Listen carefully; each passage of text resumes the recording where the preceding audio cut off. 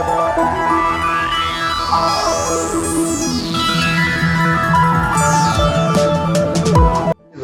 ಅವ್ರಿಗೆ ಕೊಡೋದು ಅಲ್ಲಿ ಸರ್ಕಾರ ಯಾರು ಪ್ರತಿನಿಧಿ ಬಂದು ಚೆಕ್ ಮಾಡಂಗಿಲ್ಲ, ಅಧಿಕಾರಿಗಳು ಚೆಕ್ ಮಾಡಂಗಿಲ್ಲ.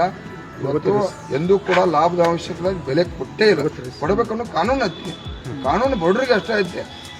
ಏನು ನಾವು ಬೀದಿಯೊಳಗೆ ಹೋರಾಟ ಮಾಡೋದಲ್ಲ, ಇವು ಕಟ್ಟೆ ಕಾನೂನು ಅಂತ ದೊಡ್ಡ ದೊಡ್ಡ ಶ್ರೀಮಂತರಿಗೆ ಅದು ಕಾನೂನು ಇಲ್ಲ. ಫ್ಯಾಕ್ಟ್ರಿ ಮಾಲಕರಿಗೆ ಅದನ್ನು ಕಾನೂನನ್ನು ರಾಜ್ಯದ ಮುಖ್ಯಮಂತ್ರಿ ಖಡಕ್ ಕಾನೂನನ್ನು ಪಾಲನೆ ಮಾಡಿಸ್ತಕ್ಕಂಥದ್ದು ಆಗ್ಬೇಕು.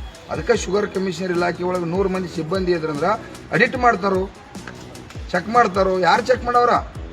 ಫ್ಯಾಕ್ಟ್ರಿ ಅವರು ಚೆಕ್ ಮಾಡೋದು, ಫ್ಯಾಕ್ಟ್ರಿ ಅವ್ರನ್ನ ಪರಿಹಾರ ಆಗುತ್ತೆ, ಅವ್ರಿಗೆ ಲಾಭ ಬಂದ. ಈ ಸರ್ಕಾರದ ಆದೇಶ ಇದ್ರು ಈ ತೂಕದ ಯಂತ್ರ ಯಾಕೆ ಅಳವಡಿಸಿಲ್ಲ ಅಂತ.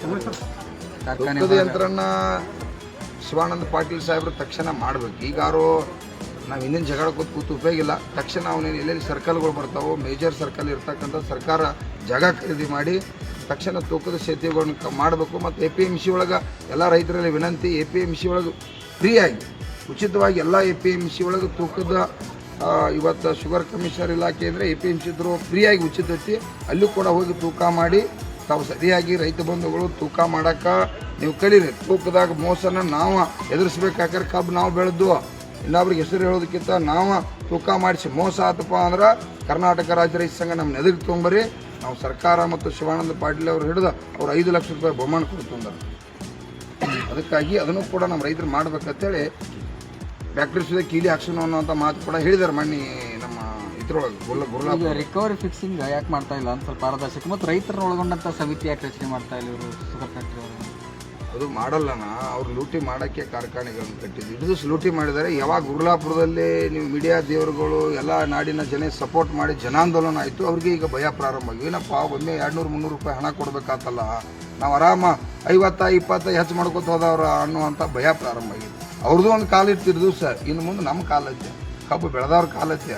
ನಾವೆಲ್ಲ ಜಾಗೃತಿ ಆಗಿದ್ವು. ಇದರಿಂದ 1 ಟನ್ ಕಬ್ಬಿಗೆ ಗೌರ್ಮೆಂಟ್ಗೆ 5,000 ರೂಪಾಯಿ ಟ್ಯಾಕ್ಸ್ ಹೋಗ್ತೈತೆ, ರಾಜ್ಯ ಸರ್ಕಾರ ಕೇಂದ್ರ ಸರ್ಕಾರಕ್ಕೆ 5,000 ಹೋಗ್ತೈತೆ. ಅವ್ರು ಕೊಡಲಿ, ಇಲ್ಲ ಇಲಾಖೆ ಗಟ್ಟಿ ಮಾಡೋಕೆ ನಿಗಲಿಲ್ಲ ಅಂತಂದ್ರೆ ಅವ್ರು ಕೊಟ್ಟು ನಮ್ಮನ್ನು ಕಾಪಾಡಲಿ. ಶುಗರ್ ಲಾಬಿಗೆ ಮಣದ ಇವತ್ತು ರೈತರನ್ನ ದಿಕ್ಕು ತಪ್ಪಿಸುವಂಥದ್ದಾಗ್ತೈತಿ, ಅದು ಆಗಬಾರ್ದು. ಕಾರ್ಖಾನೆ ಕೂಡ ಉಳಿಬೇಕು, ರೈತರು ಕೂಡ ಉಳಿಬೇಕು. ಮೊದಲು ರೈತರು ಉಳಿಬೇಕು, ನಂತರ ಕಾರ್ಖಾನೆ ಉಳಿಬೇಕು. ನಾವು ಉಳಿಲಿಲ್ಲ ಅಂದ್ರೆ ಕಬ್ಬು ಬೆಳೆಯವ್ರ ಸತ್ತಪ್ಪ ಅಂದ್ರೆ ಕಾರ್ಖಾನೆ ತೊಗೊಂಡು ಏನು ಮಾಡೋದೈತೆ? ಈಗೇನಾಗತ್ತಿ, ಕಾರ್ಖಾನೆ ಉಳಿಸ್ಕೊಂಡ ನಮ್ಮನ್ನು ಕೊಲ್ತಕ್ಕಂಥದ್ದು ಆಗತ್ತೆ.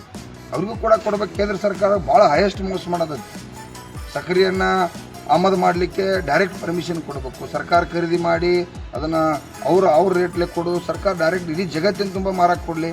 ಅವ್ರೇನು ಮಾಡ್ತಾರೆ, ಈಗ ನಿಮ್ಮ ಕಂಡೀಷನ್ ಯಾಕಂದ್ರೆ ಕೇಂದ್ರ ಸರ್ಕಾರ ಕಾರ್ಖಾನೆ ಅವ್ರು ನಮ್ಮ ಡಬ್ಬ ಹಾಕಿ ತುಳಿತಾರೆ, ಮತ್ತೇನು ಬೇರೆ ಅವರಿಲ್ಲ. ಅದಕ್ಕಾಗಿ ಅವನ್ನೆಲ್ಲ ಸರಿ ಆಗಬೇಕು. Yes sir.